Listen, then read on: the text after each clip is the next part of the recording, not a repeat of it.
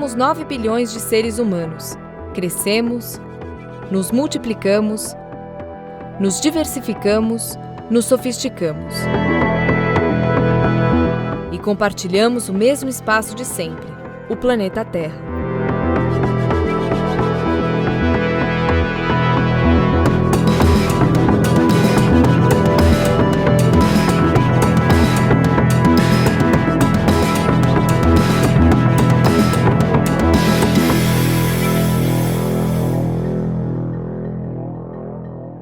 Nós estamos na década mais importante da história humana. Por quê? Porque é a década que vai decidir se nós seremos ou não capazes de reverter o cenário catastrófico que se anuncia caso nós continuemos com o uso das energias fósseis como nós estamos fazendo até aqui.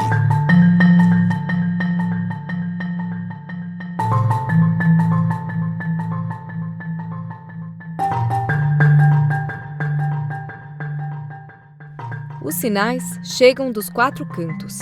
Indicam que o momento para garantirmos o futuro é agora. Nós rompemos uma barreira, né? Eu acho que todos ouviram, essa é uma questão que foi emblemática, né? Discutida na imprensa internacional, que foi a questão do rompimento daquele patamar das 400 partes por milhão de concentração de CO2 na atmosfera, né? Então, esse é um limite que era simbólico. Então nós passamos 3 milhões de anos abaixo de 300 e em 30 anos nós passamos de 300 para 400.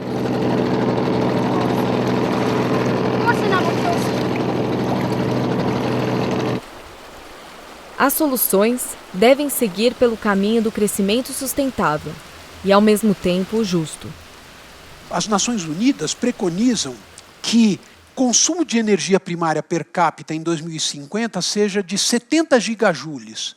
Só que um europeu consome o dobro disso e um norte-americano consome 3 vezes isso. Então, nós vamos ter que aumentar muito o consumo de energia dos países emergentes. Grande parte do Brasil vai ter que aumentar seu consumo de energia. Isso faz parte do processo de emancipação social dos que estão em situação de pobreza, mas, ao mesmo tempo, não há como promover esse aumento, mesmo que as tecnologias renováveis avancem, sem que haja diminuição no consumo de energia por parte dos segmentos mais ricos da população.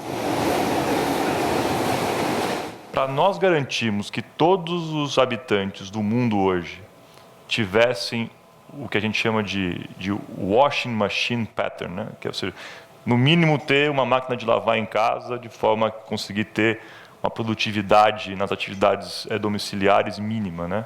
Se nós tivéssemos esse padrão de consumo aplicado para os 9 bilhões de habitantes do mundo hoje, nós teríamos que hoje aumentar em 50% a oferta de energia que nós já temos. Para padrões europeus ou americanos, nem se fala.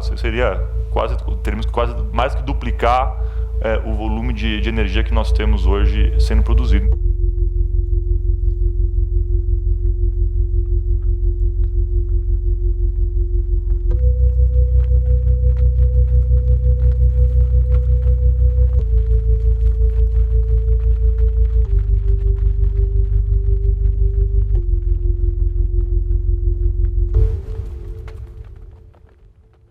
Também é importante lembrar que no Brasil a gente tem um monte, né, de Brasil dentro do nosso país. A gente tem um pedaço da sociedade brasileira que não tem acesso à energia. Nós temos um pedaço da sociedade brasileira que consome muito pouco e que ainda precisa de mais energia para poder ter acesso à educação, produção, melhores condições de vida. E já temos uma sociedade dentro do Brasil que vive de maneira perdulária igual à sociedade americana.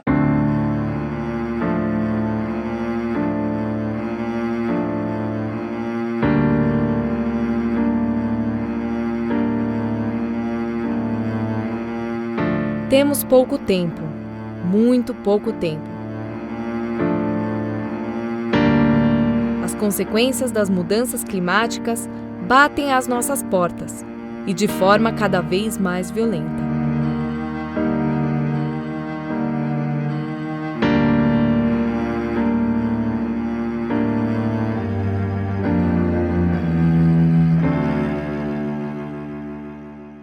esse dilema sobre o Brasil na rota suja e o Brasil na rota limpa, ele não é apenas um dilema sobre as tecnologias de geração, custo, geração de emprego. Eu acho que é importante a gente contextualizar isso num mundo que está vivendo uma grande revolução, que é o enfrentamento da questão de mudanças climáticas. E essa mesma situação que você tem de seca no Nordeste, falta de chuva, que fez com que você tivesse que acionar mais as térmicas no Brasil, ela é um quadro que vai se tornar cada vez mais frequente e cada vez mais intenso no Brasil e no mundo em função do fenômeno das mudanças climáticas.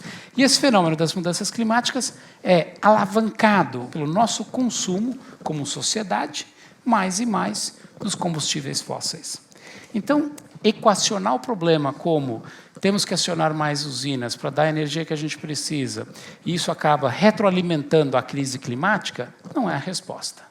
A resposta é: qual é o tipo de sociedade que a gente quer, qual é o tipo de matriz energética que a gente quer, para que a gente quer usar energia e quem? No Brasil continental, as energias renováveis são um tesouro estratégico. Água, vento, sol, horizontes amplos para a biomassa.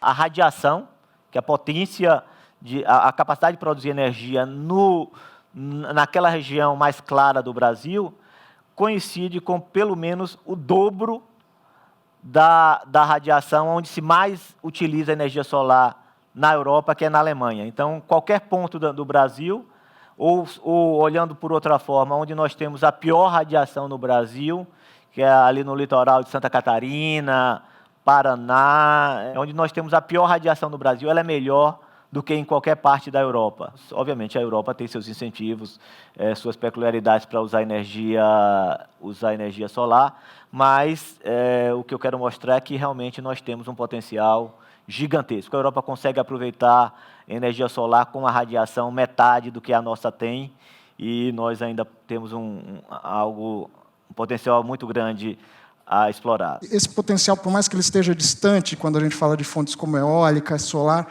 ele precisa ser destravado agora, né? Então, a gente tem a opção de esgotar todo o potencial hidrelétrico, independente de ter ou não reservatórios, esgotar o potencial de gás e de carvão e de todas as fontes que a gente sabe que tem um potencial limitado, que vai chegar num teto, e depois a gente vai continuar precisando de energia, né? Lembrando que o Brasil é um país em desenvolvimento. A gente, com um PIB de 2, 3% ao ano, quando você pensa em 10, 20, 30, 40 anos, você vai multiplicar por 3, 4 ou 5 vezes essa matriz, mesmo com eficiência energética. Então, a gente precisa decidir onde a gente realmente vai querer, quando a gente vai querer começar a implementar e destravar esse potencial de energias renováveis.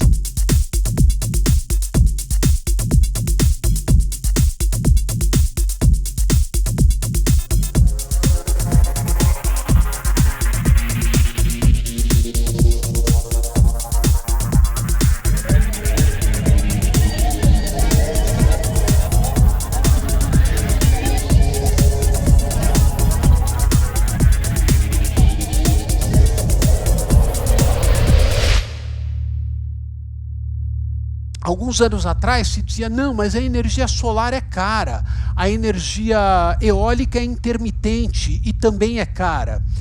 Acontece que quando você põe as pessoas para trabalhar em torno de um problema tecnológico que você tem que resolver, cada um de nós tem a experiência disso na sua atividade pessoal ou tem conhecimento disso em suas relações. Quando você precisa muito resolver um problema, ou você entra em depressão, porque o problema é maior que você e você não consegue resolver, ou de algum jeito você se junta aos outros, etc., e em um momento você resolve.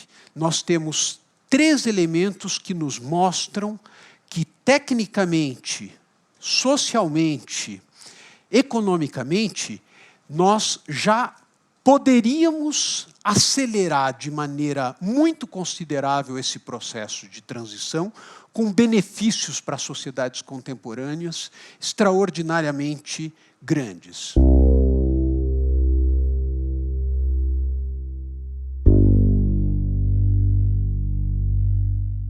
Em Em 2011, cientistas reunidos no painel da ONU sobre mudanças climáticas avaliaram que tecnicamente já é possível, até 2050, passar 80% da energia consumida no mundo para fontes renováveis. O preço do quilowatt de energia solar nos Estados Unidos, nos últimos 5 anos, cai de $5 para 50 centavos.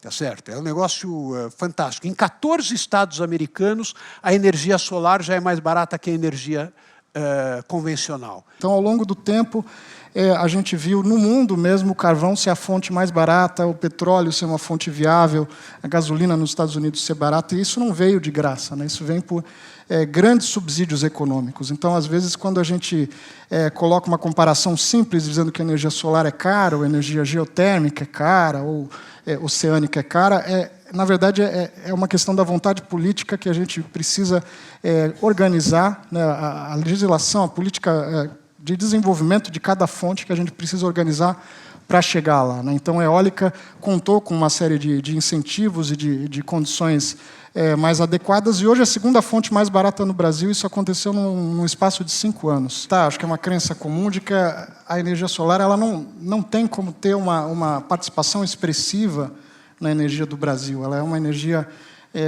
para comunidades isoladas, de pequeno porte, ou, enfim, para alguns lugares que realmente não têm acesso à energia.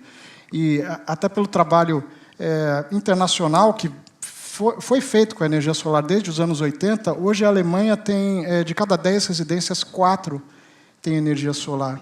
Épocas do ano, dias do ano, em que metade da energia da Alemanha gerada naquele instante é solar. No mundo ainda, você depende de algum elemento substancial de incentivos para viabilizar o aumento de capacidade de energia renovável e limpa nesses países.